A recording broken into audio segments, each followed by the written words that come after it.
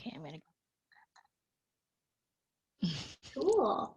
So we're gonna offer this this video recording on our website later. So if anyone needs to go back and refer to it, or share it with your friends if they want to watch.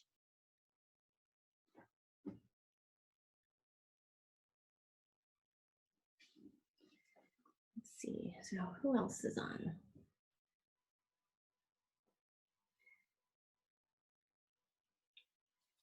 So maybe just another, I think, 5 minutes, right, Kristen?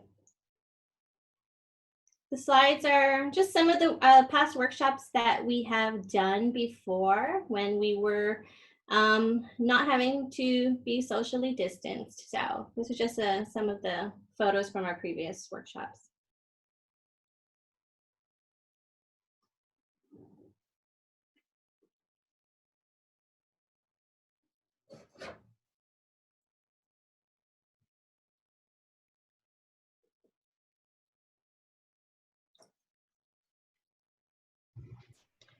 Michelle, did you want to mention that your growing instructions are also on your website so that if they misplace the... Yeah, so tinygreensguam.com is where you can find the exact same instructions that are on the kits in case you lose them.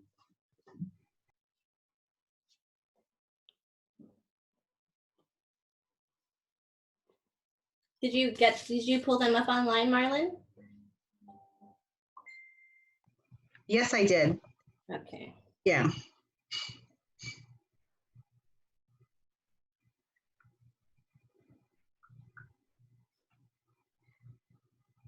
And there's also additional instructions here for certain issues that they may come across, right? I'm not sure if that's on the packet.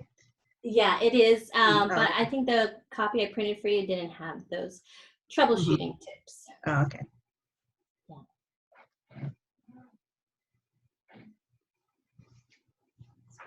Yeah.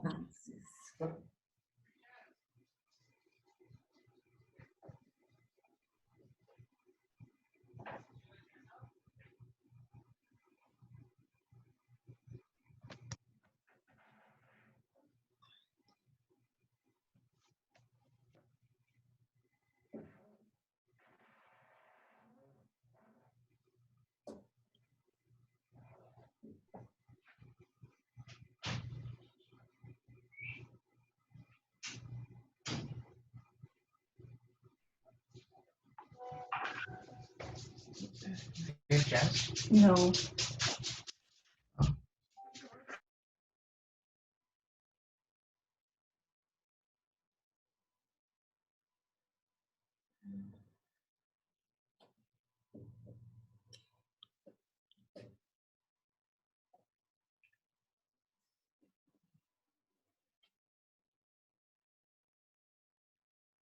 Okay, so one more minute, we'll get started. Michelle, you can go ahead and get started. There's no one in the waiting room right now. Okay, all right, sounds good. Let me, so you can remove that slideshow, right?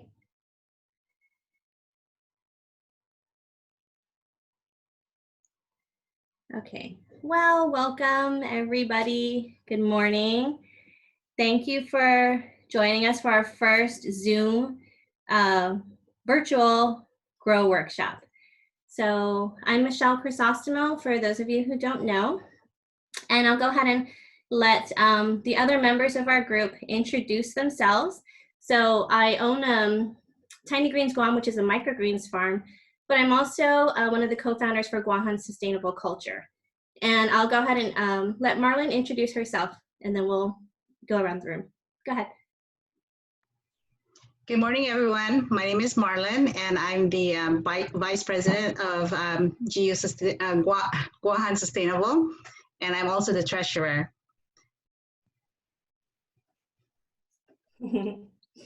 That's me. All right, I can also introduce myself. Hi, everyone. I'm Cristina Bariano. I'm the Secretary of Guahan Sustainable Culture.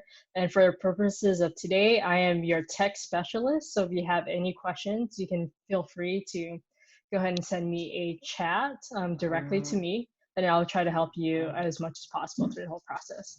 Just a little housekeeping. You can also put your questions into the chat, and I'll keep my eye open out for them, and I'll let Michelle know during her presentation today and in her instructions that there is a question. Also, if you would like to introduce yourselves in the chat, like say what village you're from, your name, and what your favorite microgreens is, if you already have one, and that will be a way for us to get to know each other beyond this weird Zoom environment. So nice to meet you all. Thanks, Kristen. And Dee.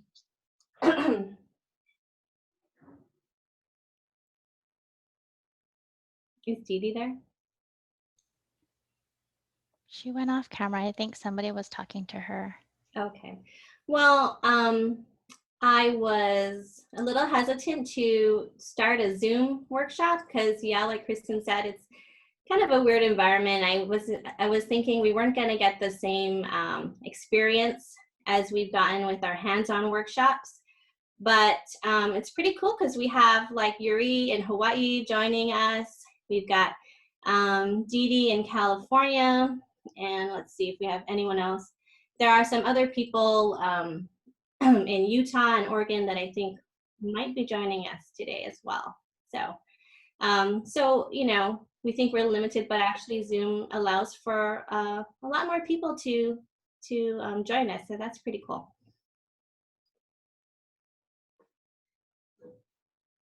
Okay, so anyways, I'll go ahead and get started. If everybody's here and you guys all have your kits ready. So just a little bit about me. I have been growing microgreens for maybe about 3 or 4 years now. And I kind of took it over when my dad had his microgreen farm and wanted to go on a vacation. So it's something that he trained me to do, and I just kind of fell in love with it. So I don't know if you guys are all new to microgreens, or maybe it's your first time planting them. Just raise your hand if you're new to this.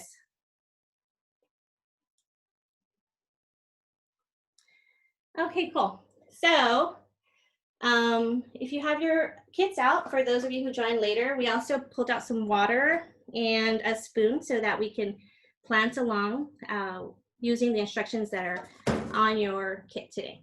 So let me just grab some supplies real quick here. Okay. While I'm putting this together, Marlon, do you want to just go ahead and talk a little bit about Guahan Sustainable Culture and what we do? Okay.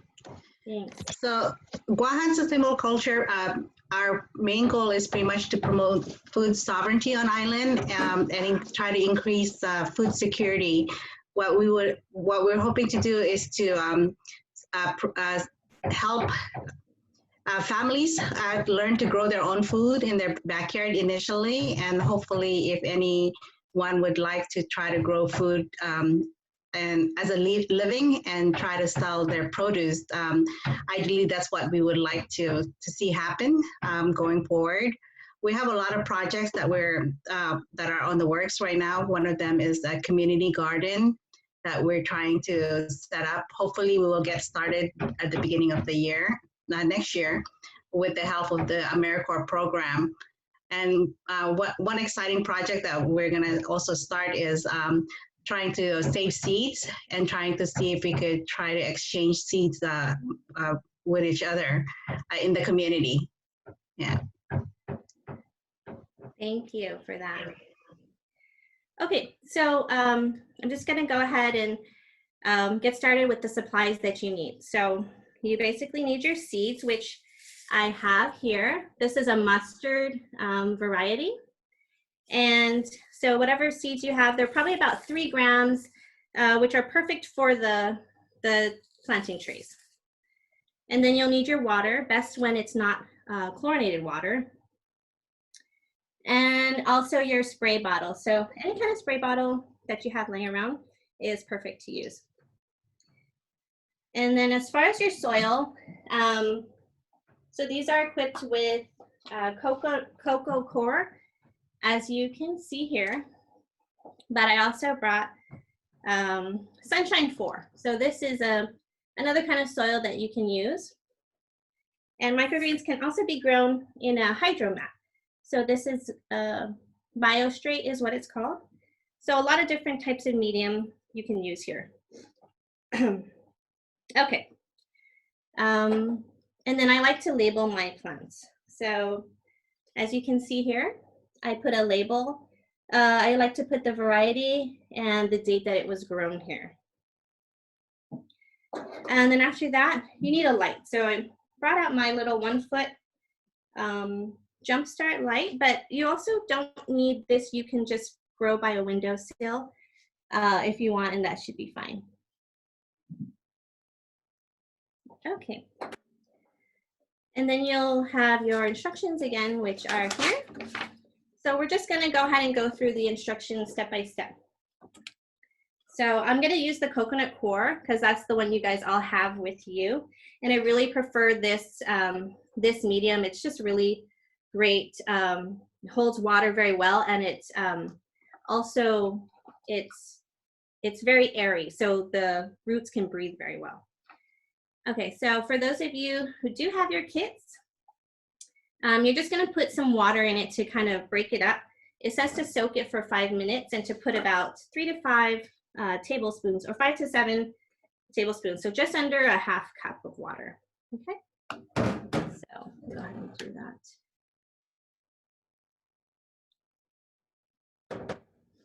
So I can't really see who's all planting with us, but hopefully we do have a few people here planting today. Let's see. And if you want to share your screen and show us how you're doing with your planting, that would be great too. Cool. So it says to let it, so as you can see, it really like expanded, and I'm going to go ahead and just like smash it down. And I'm going to add a little bit more water. You don't want it super soaking wet. You just want it damp enough. So I'll just add a bit more water here. And whoops.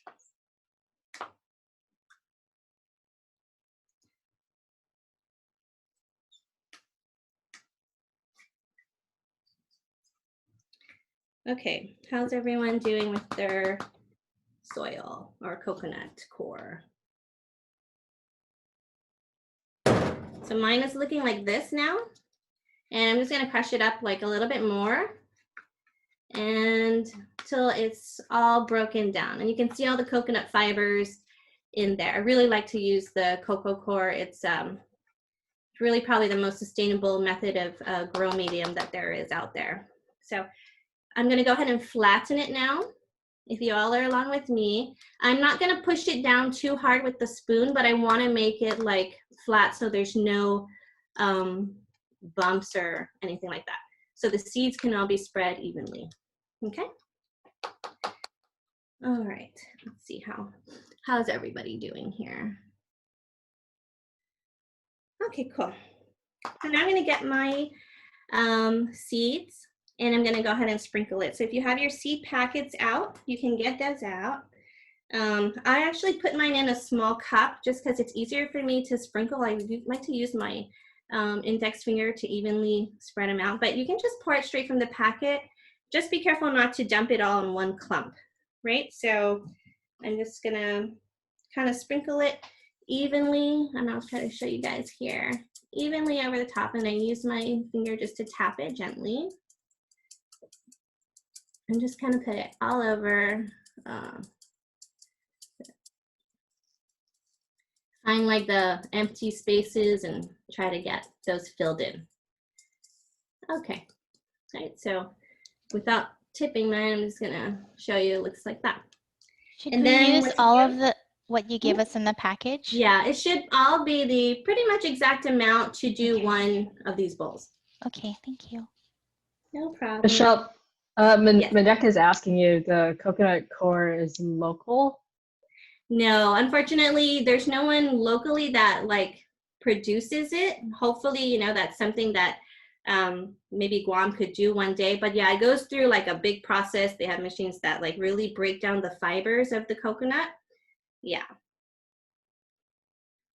Okay, so after you've sprinkled your seeds across or all over, I'm gonna just spray it with the bottle, and you wanna make sure you get all the seeds thoroughly wet. So I'm gonna really spray it really well here.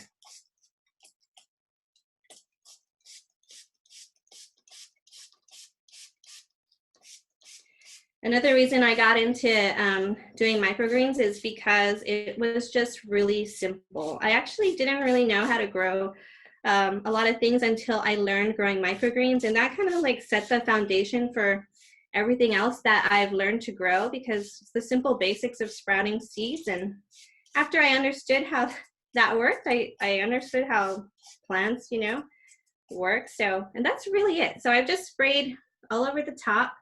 And the next step is to just cover it. So looking at your instructions, you want to place it in a sealed dark place. So you take the lid here that it came with, and I just kind of spray the lid to seal the humidity in, and I cover it, and then you put it in a dark place, which is called a blackout. You're gonna black out this tray in a dark place for about 2 to 3 days. So I'll show you what dark place I put it in. I have these black trays here, but you can really put it like in your kitchen cupboard or your cabinet. Just don't forget that you left it in there. So set a reminder to spray this every day. So I put it in here, and they like a warm, dark environment to get sprouted, right? So 70 degrees Fahrenheit or a little bit warmer is ideal for these plants to get sprouted. All right, and so what you're gonna do is every day, like maybe make it a routine in the morning to check your plants, spray it thoroughly, but you don't wanna get it drenched. Spray it, cover it, put it in the black area, the dark area for the first 2 to 3 days. Michelle, can you also use like a kitchen towel to cover it? Maybe a darker. Yeah, actually, that's a good point. You can use a dark kitchen towel, maybe something that the light doesn't go through, to cover it, or even like what we've used in the past was like a black paper. So it just wants to be in dark and moist, humid environment in the beginning. Okay. So I'll show you what it looks like. Actually, I have it right here. So this is a mild mix that's been growing since November 11. So it's probably on its like its third or fourth day. There you go, Kristen. So day 3. So it's ready to be uncovered. And as you can see here, it's yellow and purple. It's actually a mix of broccoli, cabbage, kohlrabi, a few other of what we call the brassica family. And this is a perfect mix in salads. But it's yellow right now, and I'm gonna put it under the light today, and it'll be all green by the end of the day probably. And this is also what I wanna point out, is what we call the scraggly phase. So it looks maybe like it's not doing so well, but this is actually perfect. It's gonna fill in real nice after the next few days. So now I uncover it, and I'm gonna put it under the light or by the window, whatever you're using.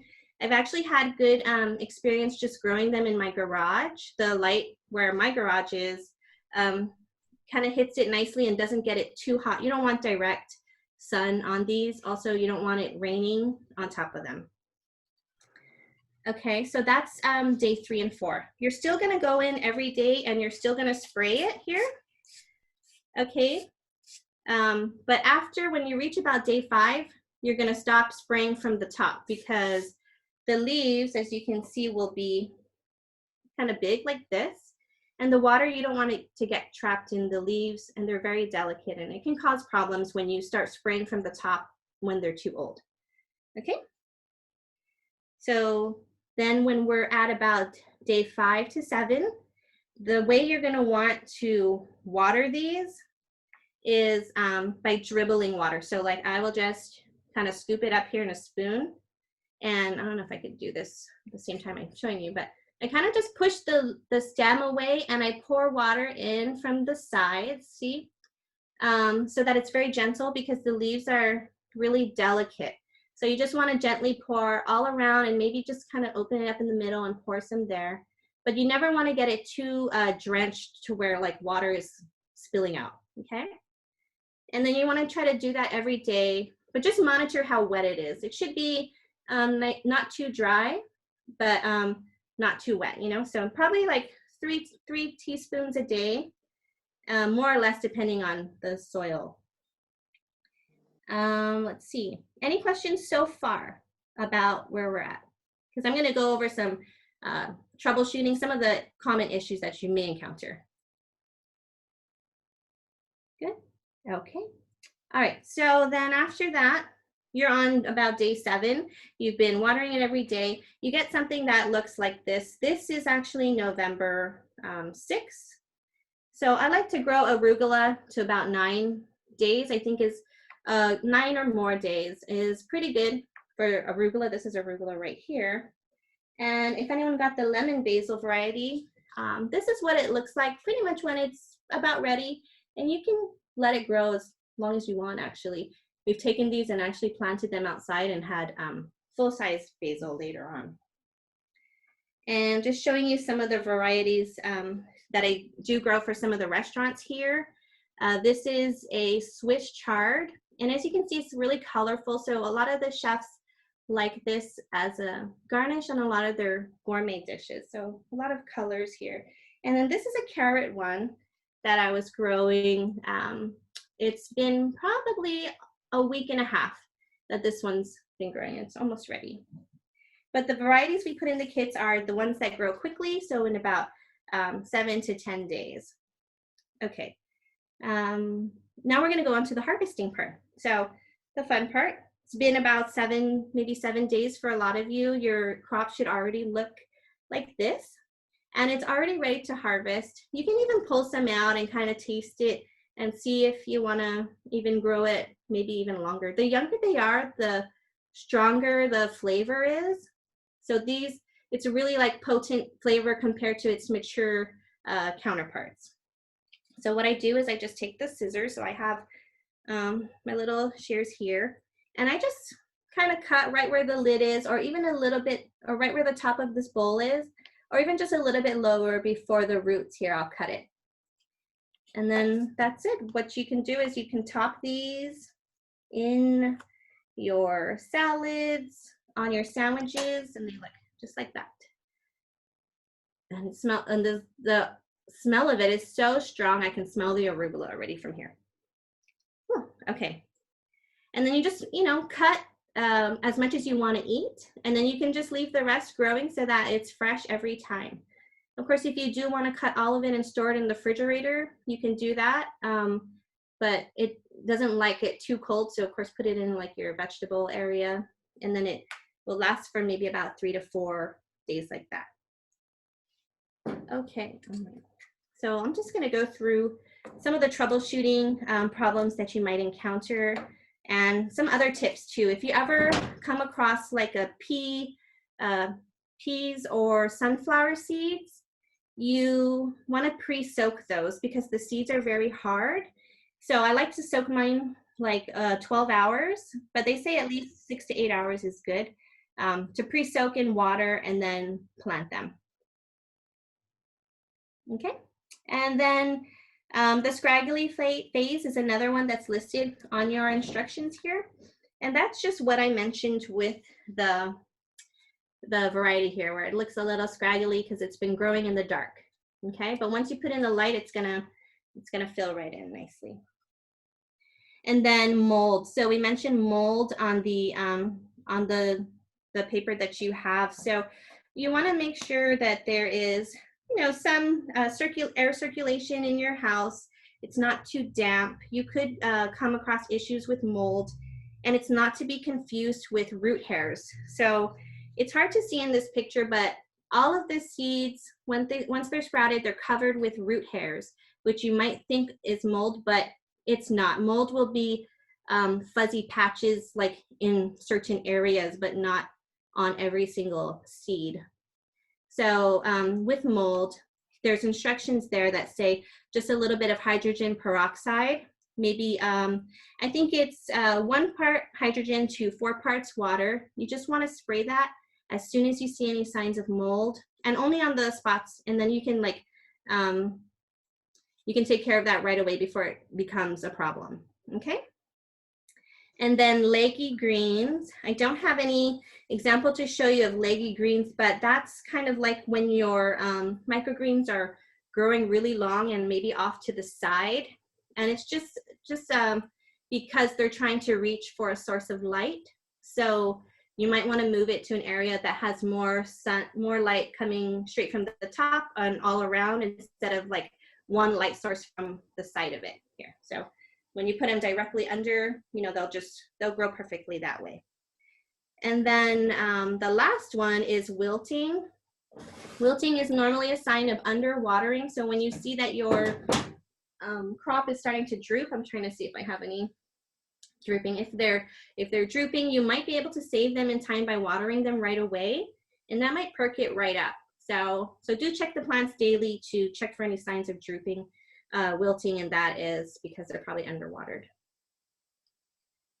Okay, well, that is actually all the instructions. It's really simple. Again, like I said, by day 7, you should be harvesting already and have some pictures to share with us. So what we'll do is we'll just open up the floor for some questions. Any questions that we might have?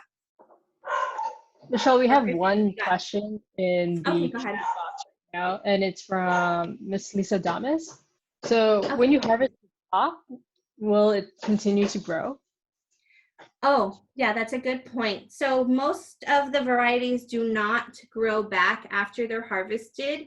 The only ones that I have experienced with is like the peas and the celery that do grow back about 1 or 2 more times after they've been cut.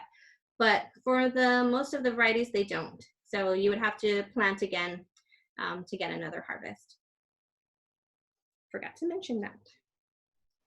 Any other I have a question questions? about that, Michelle. So like once you harvest and you have the leftover cocoa core or the soil, what can you do with the soil so that you don't good just question. throw it away? Yeah, so what some people have actually done is they've actually flipped it over and used it and planted again their second set of microgreens.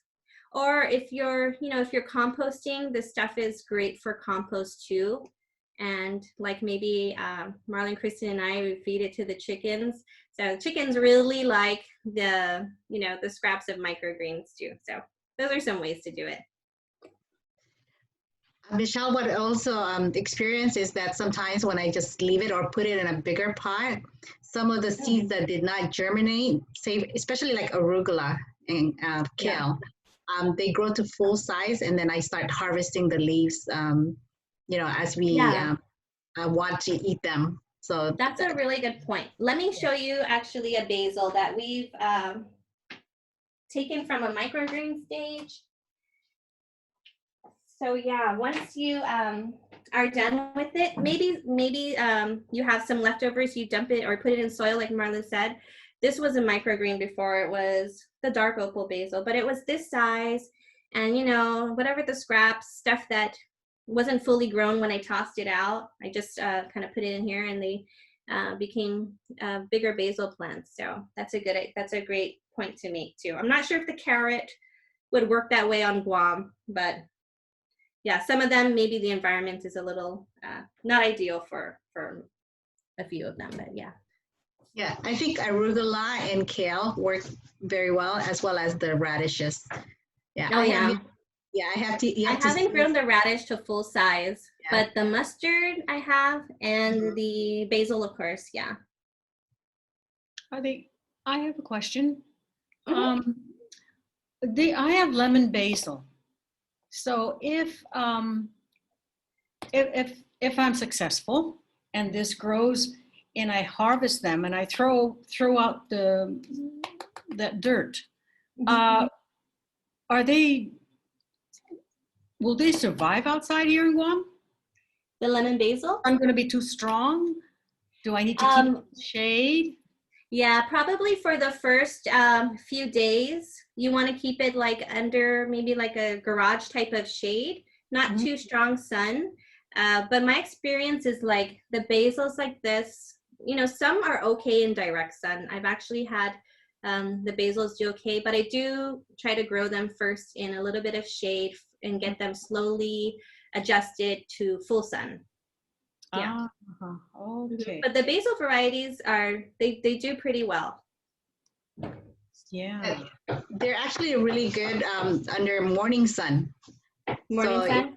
Yeah, so the east facing side of your house is a great place to plant quite a bit of uh, the the basil and all like arugula and kale. I see. Does it stand up to a lot of wind? I live up on a hill and it's very windy. So I'm not very successful in growing anything because it's very, very windy and I don't have anything in front of, I'm up on a hill, on a cliff. Yeah. So, would this grow okay? Will it grow with constant wind? Marlon, maybe I don't have much wind in my area. The only problem I have is like my pots getting knocked over, and that's what gives me the problem. Okay, well, I'm gonna try it. And once I harvest it, I'm gonna put it right outside my front door. I have a big pot of soil. I've tried to grow things there, but it just ends up dying. Way too And the windy. thing about basil, they like to be pretty dry, right?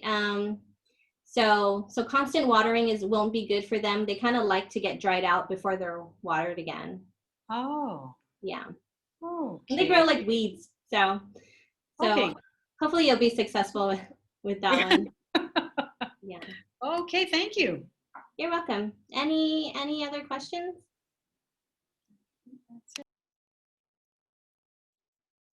I have a question.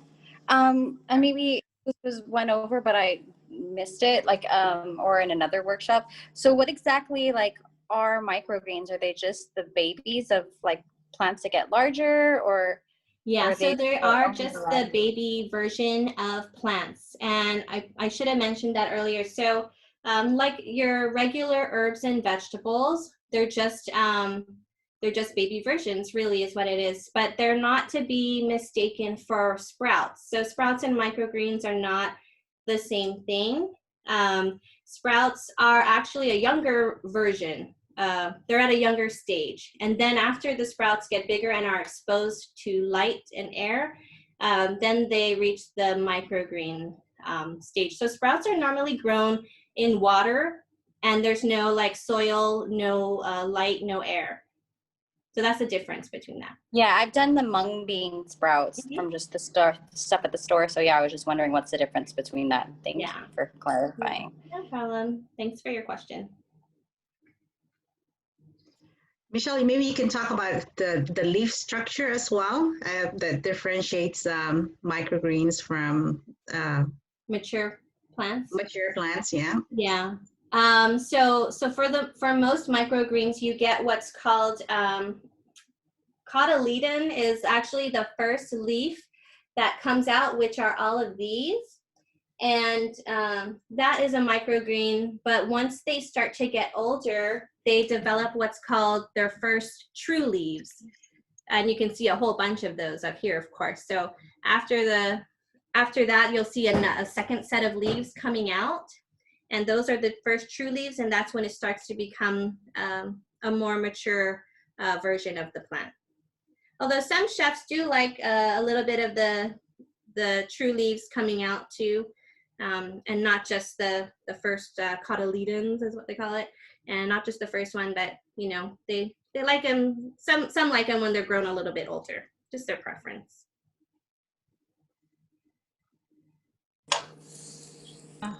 Can I come back with another question?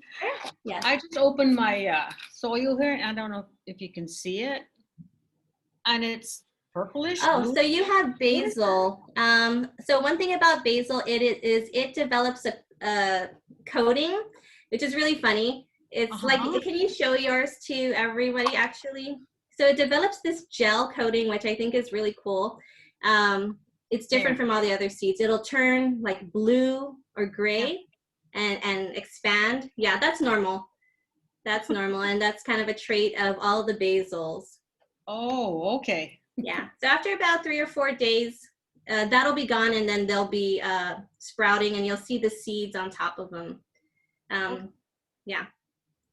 Thank you. Okay, you're welcome. I have another question too. This is, like they always, if you're into like health stuff, wheatgrass shots are always like a major, something that that is encouraged. Is wheatgrass, is that a microgreen? It is a microgreen. I haven't grown it, but I don't know if Dee's online. She actually was growing a lot of wheatgrass before. So it is a microgreen though. And then I guess what they do is they harvest it, and then they cold press it, right? Juice it. And you could do that. You could do that with all of these microgreens. But yeah, wheatgrass is a really popular one. Michelle, we have another question in the chat box, and it's from Maria Melinda Espinosa. And first of all, she says, thanks for sharing your knowledge on the microgreens. But she also wants to know where we can get seeds. Okay, yeah, so if you purchase the kit on the website gusustainable.org /farm fresh, or if you just go to the GU Sustainable website, you'll see a link to the Farm Fresh. And then we don't have it up there yet, but we will put the seeds up there so that they're available for Thursday next week for pickup. So you can order more seeds from there.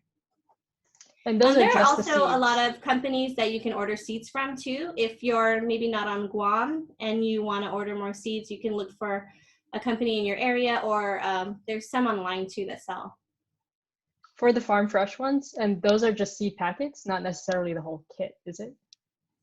We'll have, just the seed packets. We'll do individual seed packets, then we'll have the kits.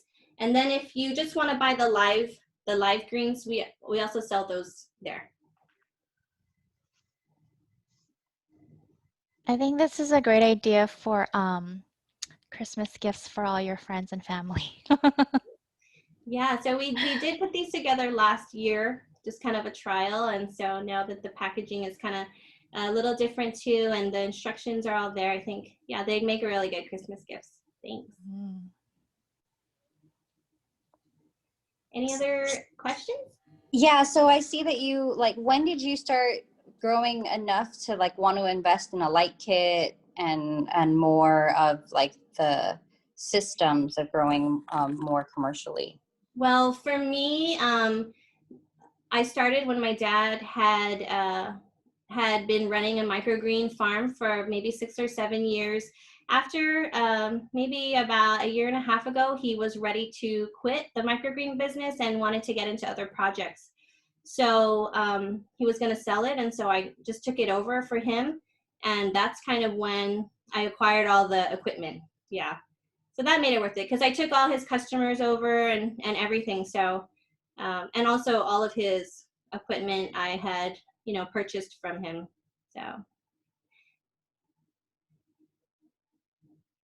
I have another question to add on to Minyaka's question, and it's so how many trays of microgreens would a family have to eat in a week to make it worth it, I guess, to invest in a lab that we have right next to you, or to invest in more infrastructure for microgreen growing? It actually, if it's just a small family, even like a family of 4, you really don't have to purchase. I mean, this light right here is good enough for a tray. Like I have these trays here, and I actually grow microgreens in this size tray. And that's really all the equipment you need. The soil is very inexpensive, but it does come in a really big barrel. But you can buy smaller bags of the coconut fiber here on Guam at some of the hardware stores too. But other than that, if it's just a small family to feed, there's not a lot of investment that you need to put into this. Just the seeds, the soil. You don't even need to go fancy with the grow light there. I also wanted to just let you guys know that Amit Farms makes, they don't do it in, they make coconut permaculture with worms. They make a coconut fertilizer and a coconut based soil up at Estumbo Dedido. Yeah, Oh, and they've been selling that for a while. Oh, we'd have to check that out, Marlon. That's really good to know, because from what I know, like all of the other ones are kind of shipped in. But yeah. Yeah, we'll definitely check Miss Bernice out. Yeah. Michelle, maybe you can talk about staggered planting so that there's always a continuous supply of microgreens, like on a weekly basis. Yeah. Yeah, so you know, it takes about a week to grow and harvest. And since I am growing for some restaurants here, once I plant, I guess that's the best way to say this. So once I plant, and about 3 or 4 days in, when the plant is about 3 or 4 days old, I start another planting, so that once these are about 7 days old and ready to harvest, I can cut them.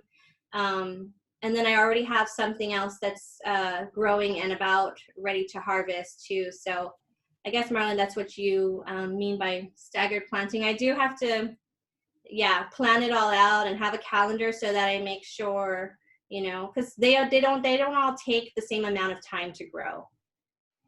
Some are 7 days, some are 10. You know, for some varieties, it actually takes a lot longer. So yeah, I have to have a full calendar and know when to plant so that there's a consistent supply. Yeah, so you know, if you would like to have microgreens every week, pretty much, because you could stay up to like 3 to 4 days, right, for each planting, right? And so if you plant maybe from 3 to 5 days at a time, then you'll have a consistent supply of microgreens throughout every day, really. Right. Michelle, you also, maybe you can mention something about the containers, that you could use any type of containers that's available. I can even show you what I use over here. It's pretty funny. I like to use a lot of my leftover lunch bowls, but I have this cara mucho bowl that I plan to plant something in. Anything. I really like to reuse all the plastics I can find. This is like an old lunch bowl. And also sometimes what I do, like with the kits you have, they don't have holes on the bottom, but sometimes what I like to do is I like to poke holes underneath, so that instead of dribbling the water in it, I can actually fill this up with water and I can dip it inside so that it waters it from the bottom, and then I pull it out after it's wet, because any way to avoid pouring water just over the top of those microgreens, you're going to want to do that. So yeah, poking holes in some of your old reused plastic lunch containers is a good way to reuse that too. And yeah, anything that you might find lying around. Michelle, do you want, what if you wanted to mix your seeds up so that you have like a mix of them? Like, is that, like, I'm just wondering about like different growing, like harvesting times. Like if you put different things in there and they're not all ready at the same time, and then you don't want ones to be old and then ones to be like not yet ready. Like, how do you figure that out? So definitely you can't mix just any seeds for that matter, because some do, like I said, some have to be pre-soaked. I actually put some heavy weights on, like, for example, the sunflower seeds. You could take like a cinder block and put like a layer of, I'd layer like these trays. I'd have the sunflower in here, layer this, and put something heavy to put weight on the first 3 days. So like you can't mix that with kale or with arugula. But what I'm showing here, this is a mix I did on my own. It's called a mild mix, and they actually sell it pre-mixed, but I like to just mix it myself. And I use, like I said, what's called brassica. It's from the same family of plant called brassicas, because they all kind of germinate around the same time. So like your kohlrabi, your kale, your broccoli, what else did I put in here? Pak choi also is a good one to add in here. So I mixed it, and they're all pretty much germinating around the same time, so it's safe to mix those. But, and you can experiment with a lot of others. Radish would be a good one to probably, I could add it in here too. Arugula takes a little longer, so I might not add the arugula, but other ones for sure. Even like with the basil, you can mix other varieties of basil because we sell dark opal, lemon basil, Italian large leaf. There's just a bunch. You can mix them all together. Yeah, hope that answers your question. Michelle, do you have a chart of like the growing times for each of the seeds available? I don't actually have a chart for that, but I can get you guys one. There is one online that I do like looking at. Actually, I'll just refer you to what's the website is Bootstrap Farmer. Bootstrap Farmer has a really nice guide that shows what microgreens grow best in what kind of medium, whether it be coconut coir, soil, or a hydromat, and also the germination times for all of those. So that's a good website to refer to. So just look at the germination rates for those seeds, and you could probably mix ones that are similar. Thanks, Shelly. No problem. I have another question. Can I grow these micro seeds in a bigger pot? Like, I mean, why? Number one, is it important that they get bunched up like this, like the one that's in front of you? Yeah, actually, when they're bunched up like this, they actually stay together because they're so small and frail. They actually stay together very well. Making it easy and the ideal way to harvest them. If they were all spread out, you know, for you know, restaurants, it would take a long time just to go around cutting all the little pieces, right? So we try to pack them in, but not too much to where they can't get enough air in them or they're growing over each other.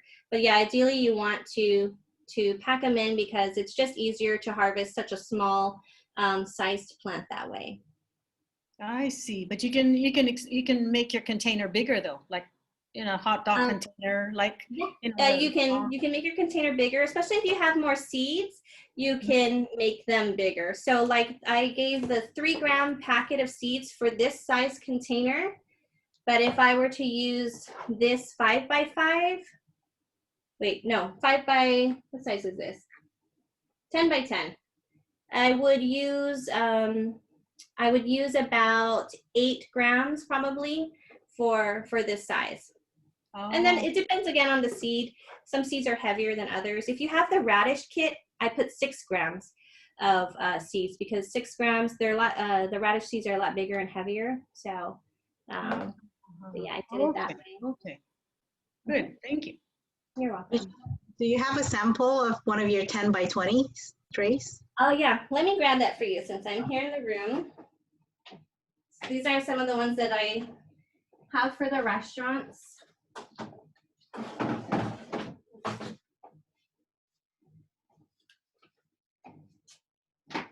So I do have like a 5-tiered shelf in the growing room where I have all lights, timed lights and fans going on the microgreens, and then I grow them in a large size like this, which is a 10 by 20 tray. And this is a basil, so it's half Genovese basil and half dark opal basil. And I've actually been growing this one for about 2 weeks, and maybe in another few days it'll be ready to harvest for the restaurant. So there's an example where you can even do like a half and half, as long as again they germinate around the same time, right? And so this variety is actually the baby variety of this right here. This is the dark opal basil. Michelle, for that tray, how many grams of seeds did you use? So for this tray, I use about 14 to 16 grams of seeds for this. And then it's actually a double layer. The first layer has holes in it. It has holes so that I just pour water into the bottom of this bottom tray, and then I water it that way. So that's another way you could do it, is to layer 2 containers, one with a hole in the bottom, and then the other just flat with no holes. I'll just put this down here. Okay. Any other questions?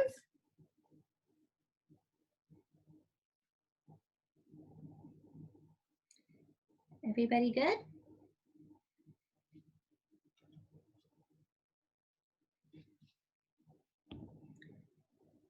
Okay, Marlon, Kristen, do you want to add anything before we wrap this up?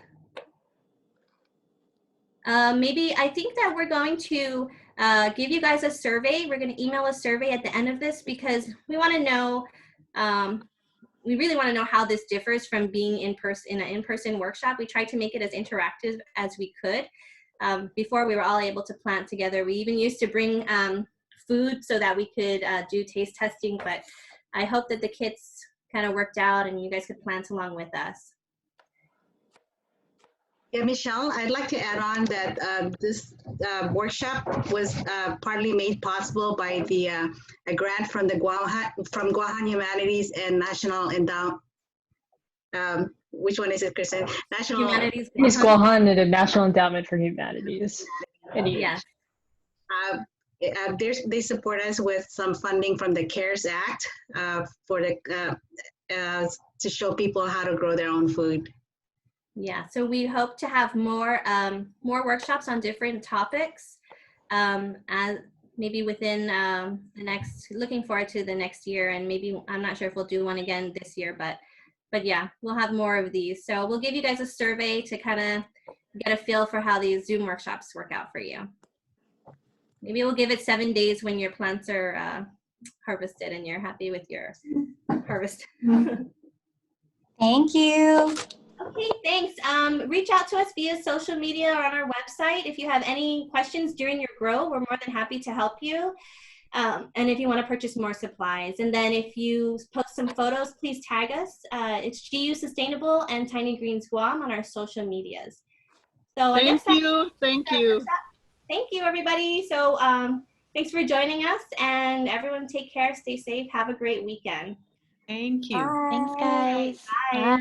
Bye. Bye. See ya. Thank you.